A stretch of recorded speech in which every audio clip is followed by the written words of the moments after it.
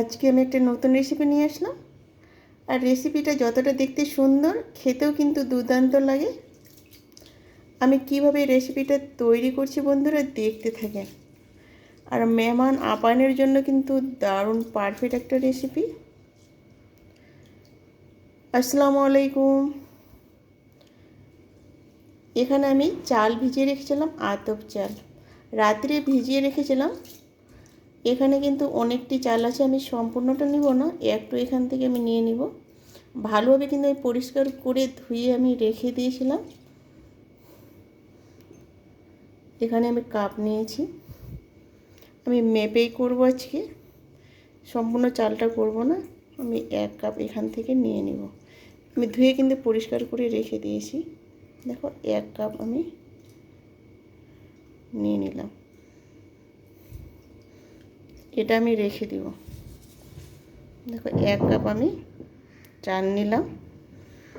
এখানে কিন্তু আম নিয়েছি, পাকা আমটা কিন্তু ব্যবহার করবে। আর আমের সিজনে কিন্তু আম দিয়ে না করলে, এখানে আমি পাকা আমটাই নিয়েছি, আর পাকা আমটাই নেবে। আর যতটা পাকা থাকবে ততটা কিন্তু সবথেকে বেশি ভালো। আমটাকে আমি কেটে নিব।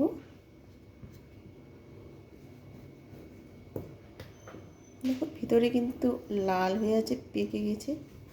আমটা কিন্তু অনেক মিষ্টি আম। দেখো এইভাবে কিন্তু আমি ছাড়িয়ে নিব।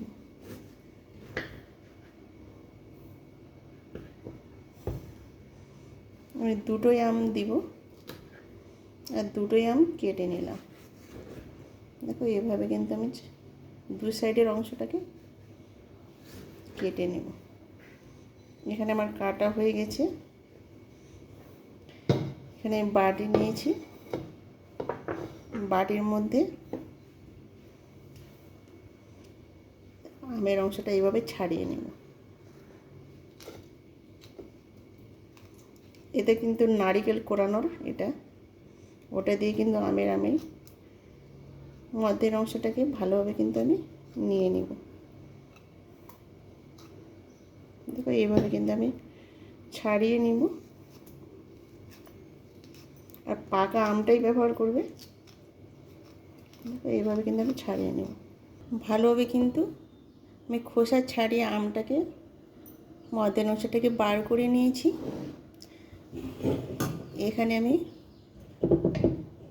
ব্লেন্ডারে আমি আমের এটা দিয়ে দিব। আর এতটাই টেস্টি বন্ধুরা, খেতেও কিন্তু দুর্দান্ত লাগে। এখানে আমি চাল যে রেখেছিলাম, এবার চালটাও আমি ওর মধ্যে দিয়ে দিব। এখানে আমি জল ব্যবহার করব না, আম থেকে কিন্তু ওটা পেস্ট হয়ে যাবে।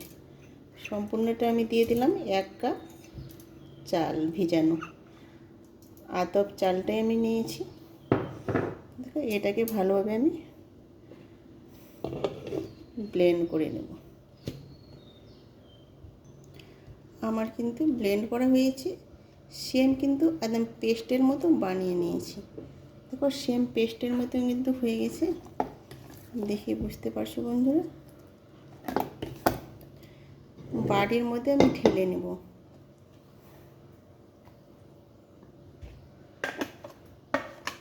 এখানে কিন্তু আমি জল ব্যবহার করিনি, আম থেকে যে রসলাটা ছিল ওটা থেকে কিন্তু আমার হয়ে গেছে, একটু আমি জল ব্যবহার করিনি।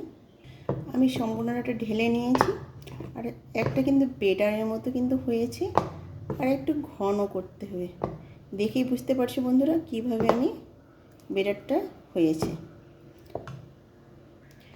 একটু সামান্য আমি 1 চিমটি লবণ দিয়ে দিব। এখানে চিনিও ব্যবহার করতে পারেন। আমটা যে এত মিষ্টি, চিনির কোনো দরকার লাগবে না। আমি শুধু একটু লবণ দিলাম। লবণটা দিলে কিন্তু ভালো লাগে খেতে। লবণটা দিয়ে ভালোভাবে কিন্তু একটু গুলিয়ে নিতে হবে। এখানে একটু আমি খাবার সোডা দিয়ে দিব। এটা কিন্তু খাবার সোডা ব্যবহার করছি, সামান্য দিলেই কিন্তু হয়ে যাবে। দেখো এইটুকু আমি দিলাম। এবার ভালোভাবে কিন্তু আমি গুলিয়ে নিব। আর যত গুলাবে তত কিন্তু পারফেক্ট হবে এই পিঠাটা। আর এটা কিন্তু মিনি পিঠা, একবার কাউকে খাওয়ালে কিন্তু, কেউ যদি মেহমান আসে বাড়িতে, একটা খেতে বললে কিন্তু 10টা খেয়ে ফেলবে। এতটাই টেস্টি এই নাস্তাটা, জীবনে ভুলতে পারবে না। আর করলে একটু বেশি করেই করবে। আর এত সুন্দর হয় খেতে, বলার কথা নয়। একটু লাইক দিয়ে ভিডিওটা দেখবে বন্ধুরা। লাইক দিলে কিন্তু আমার ভিডিও বানাতে উৎসাহ জাগে। আর তারপরে লাইক দিয়ে সম্পূর্ণ ভিডিওটা দেখবে।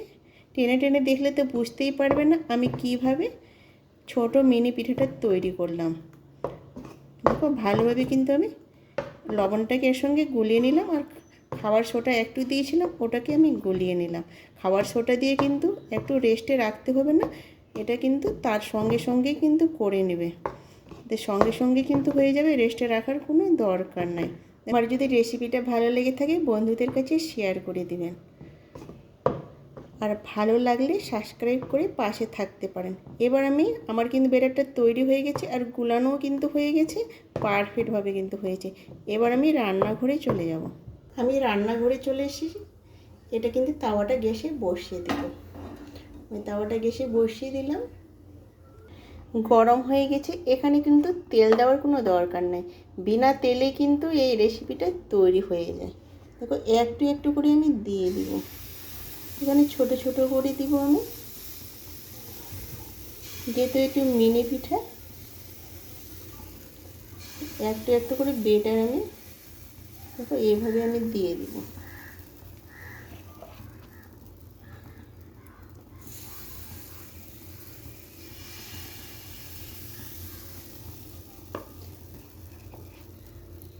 দেখো সবগুলো একটু একটু করে আমি দিয়ে দিব গোল গোল করে।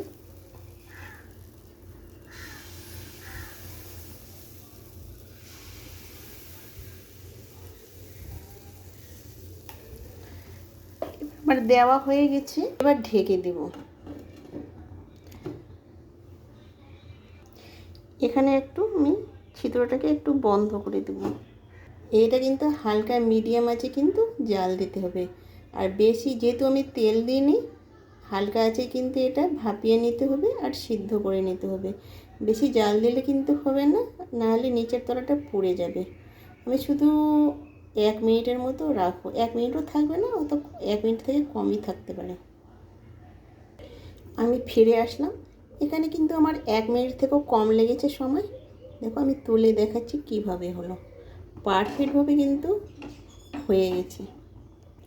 দেখো সুন্দরভাবে কিন্তু হয়ে গেছে, আর ফুলে গেছে, উপরের অংশটা কিন্তু ফুলে ফুলে গেছে, আর সুন্দরভাবে সিদ্ধ হয়ে গেছে। একটা আমি তুলে দেখাচ্ছি কতটা জালিদার হয়েছে বন্ধুরা, দারুণ হয়েছে জালিদার, দেখেই বুঝতে পারছেন। এভাবে কিন্তু আমি সবগুলো বানিয়ে নেব। সবগুলো কিন্তু আমার তৈরি হয়ে গেছে, আর কতটা সুন্দর হয়েছে আর কতটা জালিদার হয়েছে, দারুণ হয়েছে বন্ধুরা। আর অতিথি আপ্যায়নের জন্য পারফেক্ট এটা রেসিপি। একটা খেতে বললে কিন্তু অতিথি 10টা খেয়ে ফেলবে, এতটাই টেস্টি এই পিঠা রেসিপিটা। এটা মিনি পিঠা, আর দেখতে যতটা সুন্দর, খেতেও কিন্তু দুর্দান্ত লাগে।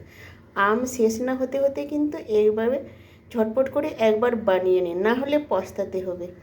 এখানে ভিডিওটা শেষ করলাম। আল্লাহ হাফেজ।